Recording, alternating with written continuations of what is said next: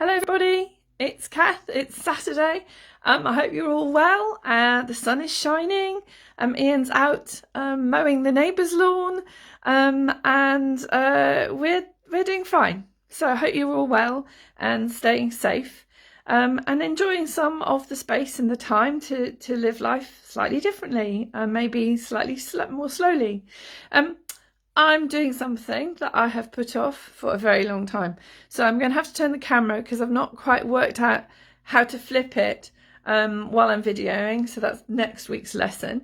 But have a quick look at this. You can probably see there's an awful lot. I hope you can see that. There's an awful lot of mess in my lounge. Apologies for the bad camera work.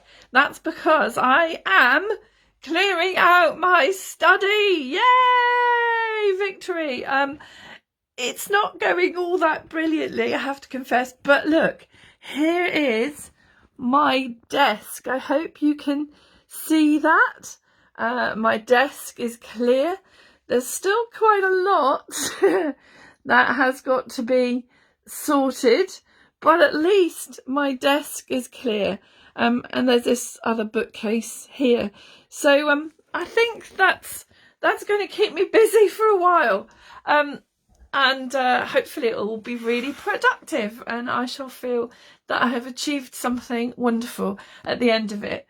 I know that these are not easy days, are they? And I wake up literally every day not really knowing what the day is going to bring, and even though I'm the kind of personality and character that can thrive on that, there are still moments when I think, oh my goodness, what next?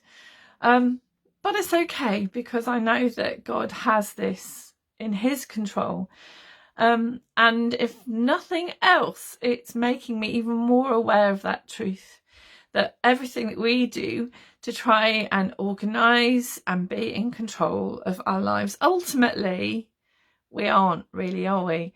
Only for the short term.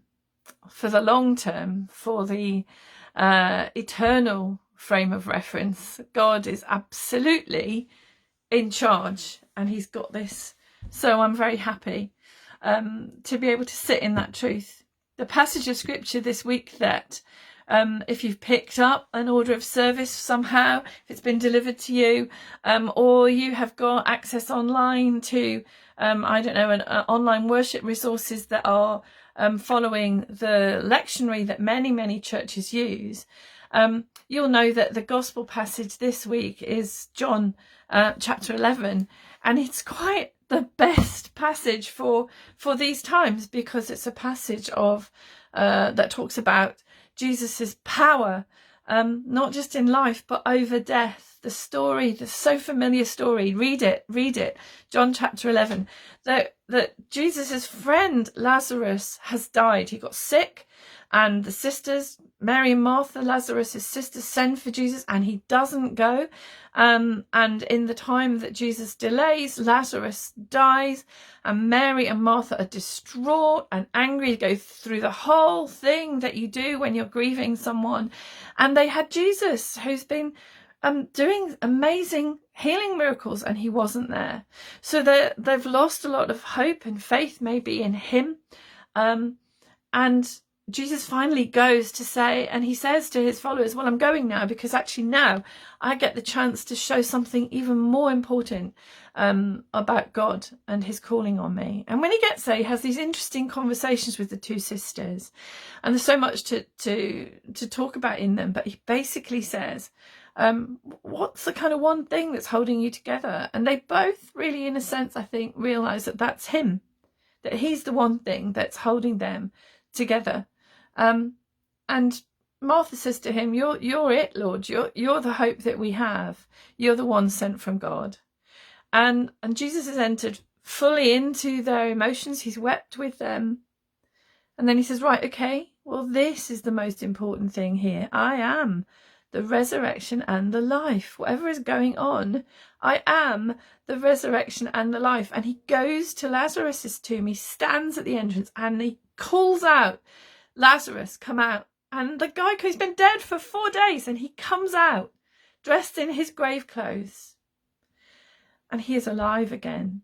Goodness me, he's on my list as one of the top 10 people I want to have a conversation with when finally I get to be in heaven, because I want to know, what was he like? Was he asleep? Where was he? All those wonderful kind of questions, those theological questions that we ponder at times. But what strikes me is that I think Lazarus would have just simply said, Jesus is the resurrection and the life. Jesus is the resurrection and the life. Jesus is the resurrection and the life. Whatever is going on that speaks to you of death and sickness and fear, Jesus is the resurrection and the life. And he can be that to you right now, right here, in the debris or the organisation of your individual life. He is here for you. Never, ever leave, forsake, or abandon us was his promise to us. Jesus says, I am, not I was, but I am the resurrection and the life. Be blessed. Have a great week. Stay safe.